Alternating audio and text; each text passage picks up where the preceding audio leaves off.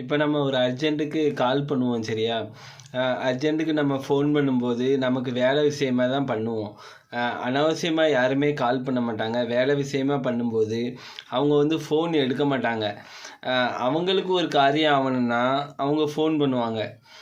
அப்போ நம்ம எடுத்து பேசும்போது என்ன சொல்லுவோம்? ஹலோ யாருன்னு தான் கேட்போம். எதுக்குன்னா, அப்படி நம்ம ஃபோன் பண்ணுவோம். 5 தடவ, 6 தடவ, 7 தடவ ஃபோன் பண்ணிக்கிட்டே இருப்போம்.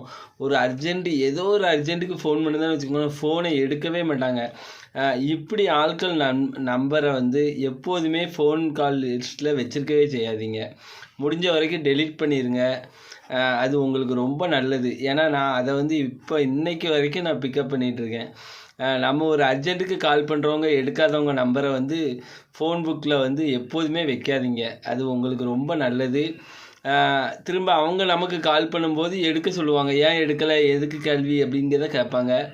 முடிஞ்ச வரைக்கும் இந்த நாம் வேலை விஷயமா பண்ணும்போது அவங்க எடுக்கலைன்னா முடிஞ்ச வரைக்கும் அவங்க நட்பு வட்டாரமாக இருந்தாலும் சரி, நண்பர்களாக இருந்தாலும் சரி, யாராக இருந்தாலும் சரி, ஆண்களாக இருந்தாலும் சரி, பெண்களாக இருந்தாலும் சரி, முடிஞ்ச வரைக்கும் அவங்க நம்பரை டெலீட் பண்ணிடுங்க.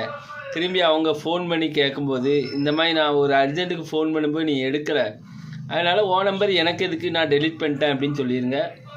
இதை முடிஞ்ச வரைக்கும் பிக்கப் பண்ணுங்கள். ஏன்னா நான் வந்து அப்படி தான் பண்ணிகிட்ருக்கேன்.